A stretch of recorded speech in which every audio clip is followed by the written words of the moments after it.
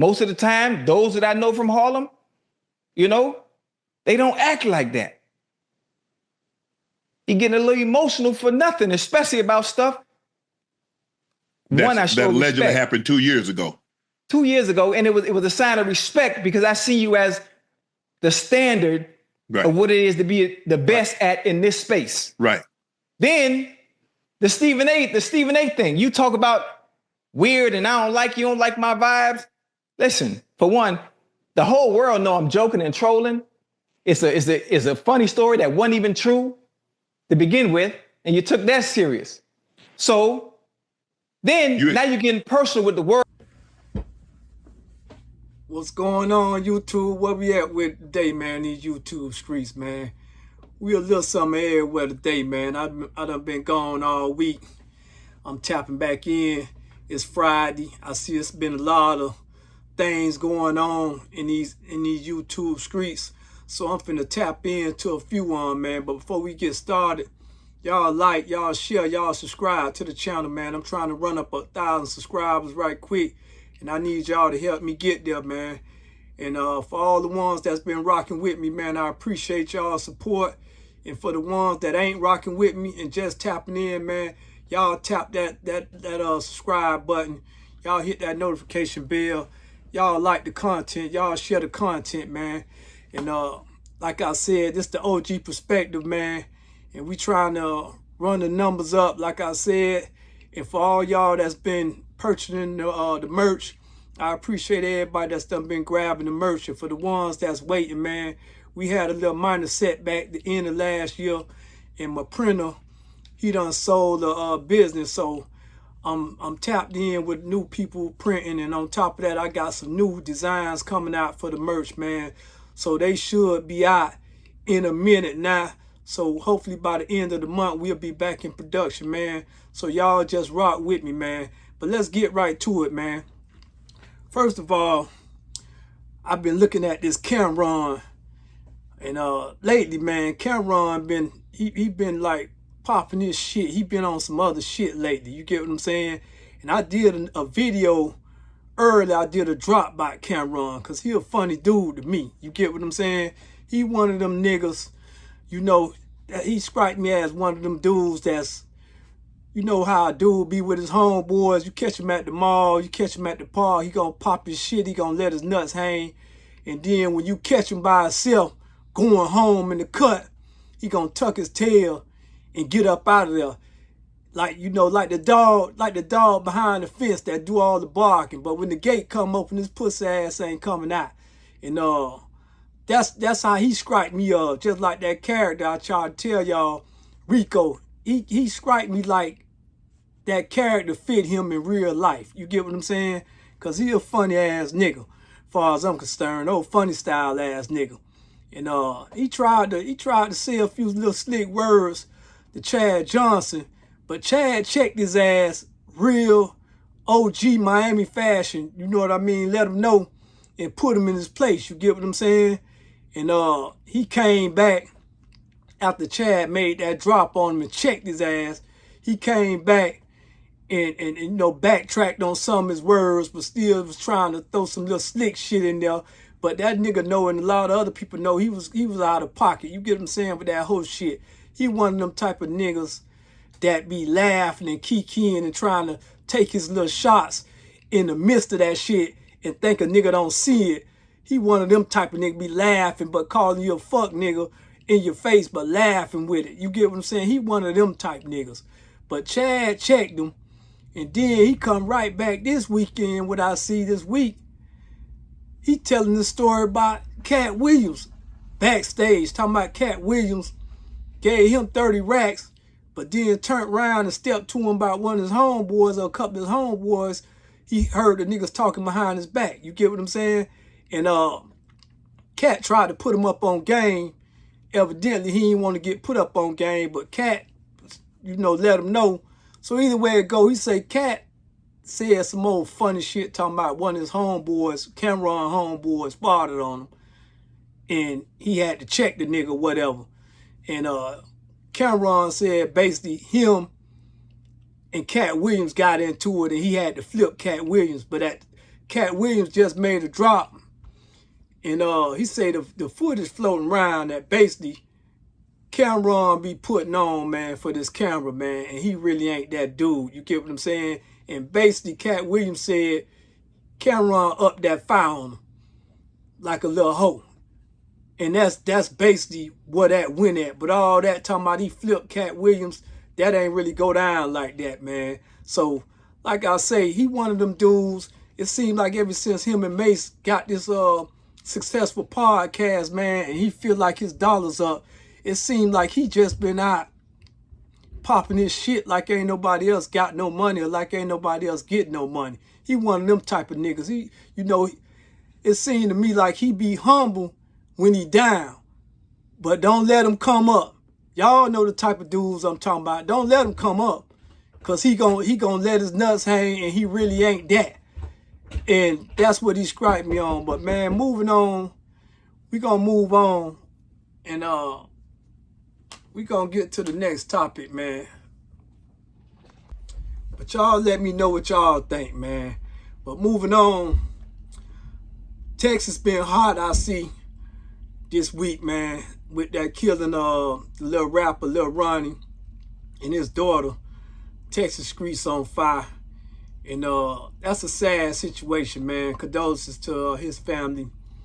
But y'all young dudes, man, y'all got to do better, man. Everybody know we got to get out the streets, man. You know, we got to get it from out the mud. Everybody know that. We understand that. We get it. But the way y'all going about things, it just can't be respected, man, at all. You get what I'm saying? It ain't about what you do. It's how you do it. And then on top of that, they done caught the killers already. Within 48 hours, they got the killers, know who they was and everything. This why I be trying to sell y'all on this channel, man. This why y'all need OGs. This why we need each other. The YNs and the OGs need to tap back in, man. Because y'all can't do it on y'all own. Y'all think y'all can, man. Y'all think this game new, but ain't nothing new up under the sun, man. And a lot of y'all don't really know how these streets really go to a certain extent. You know what I mean? And what I mean by that, a lot of y'all ain't really been street tested. Y'all see what y'all see on these movies, and y'all think this what it is. Y'all ain't been battlefield tested. Y'all don't really know strategically how to do things in these streets. You know what I mean? Because take a look at Lil Ronni, right? He running around with his daughter, and he in the midst. And I've been tapped into his music and checked him out. He talking that talk, and that's what get me. Dudes be talking that talk, but can't walk that walk. And don't know this real life, man. You playing with that fire. You playing with that fire, man. You got to be thorough when you playing with that fire. And so y'all, a lot of y'all YNs, man, y'all talk that talk and be with all your homies showing all these guns. But when a dude actually run down on you, y'all be looking sick. And it be, at the end of the day, it be a sad situation, just like Lil Ronni, because he was popping all that shit, and look where it landed him at. He wanted to test the waters, and dude told him, don't go or get caught at that car wash. And from what I'm understanding, everybody in Texas, from what I'm getting at, Lil Ronni really ain't that dude about that life like that. That's what I'm getting. That's why everybody's so sad. You get what I'm saying? But I don't know. That's what I'm getting. But I'm going to tell y'all this too. A lot of y'all YNs better be lucky that a lot of old school dudes and OGs done retired from out that game, man. Because how y'all putting this murder game down, it's funny. You get what I'm saying? To a real one, to a true general, it's funny, man. Because like Lil Ronni, he seen them dudes coming from a few feet away. You get what I'm saying? If he was really thorough, he could have knocked both of them dudes down and got in his car and got up out of there. Just like that. But he really wasn't about that life. And them dudes that jumped out on them, they really ain't look like they was about that life. That shit ain't look scary. That wasn't no scary scene. That ain't look like the Reaper was coming for you. That looked like something from off that TV show. What that shit was called? Bloopers and blunders. You get what I'm saying? That shit ain't look scary at all. Even though it took 2 lives, but it ain't look scary. You get what I'm saying? It looked like some amateur shit. And a lot of times when I see you young dudes on camera putting this murder game down, it be looking just like that. Blunders and bloopers. Y'all be all over everywhere, man. Gun shaking. Y'all jump out. Don't know which way to run. Don't know which way to jump out the car. Y'all need guidance, man. A lot of y'all need to get out these streets, man. Because it's a lot of things y'all can be doing, man. Because y'all ain't doing nothing but making the streets hot and basically sacrificing yourself. That ain't winning. If you catch a body and you go do life in prison or go on death row and get in that chair, that's not winning, young man. You losing. You might as well should have left him alone and blowed your own brains out. You know? So it's just retarded how y'all out here moving. And on top of that, y'all moving out here in the daytime and daylight hours. Man, this the new trend. Y'all out here shooting people in broad daylight with all these cameras going on. And now all y'all done adapted. This the new way. This supposed to be the sporty shit to do, is to catch my op in broad daylight. Y'all don't know if y'all had some OGs on y'all line. Ain't nobody go to that screen unless they was on a nigga trail like y'all little homies say, D-Lo. If it was a slippery dude, that mean a nigga know how to bob and weave and come from up out of shit, and he was a wanted nigga. Niggas had to have him bad. That's when that on site took place. But that wasn't no everyday thing. That was priority when you put that on site on a nigga top. You get what I'm saying? But that wasn't for no everyday. Catching a nigga at no funeral, catch a nigga with his kids, that wasn't no everyday shit. That was reserved for slippery niggas, where you had to get them how you caught them. And then it might be some collateral damage. You know, a child may get shot, nigga mama may get shot, innocent people may get shot. But that wasn't on no everyday, but y'all adapt this into everyday. This how y'all move. All these cameras out here. So this why y'all need OGs, man. And what be so funny, on top of that, y'all look at the OGs and think we can't tell y'all nothing to give y'all no guidance about getting out these streets or how to move if you gonna be in these streets. But soon as the old white man jump down on you, you bow down to him. Yes, master. You go to chain gang and do everything the white old man tell you to do. But you tell a OG or a black elder, nigga, fuck you. Nigga can't tell you nothing. Fuck you. But soon as the elder white man step down on you, y'all respect him. Y'all get on your knees and bow down to him. Y'all gonna top him off. And that's what's so crazy. Because you got the old white man. He the one running the rap game.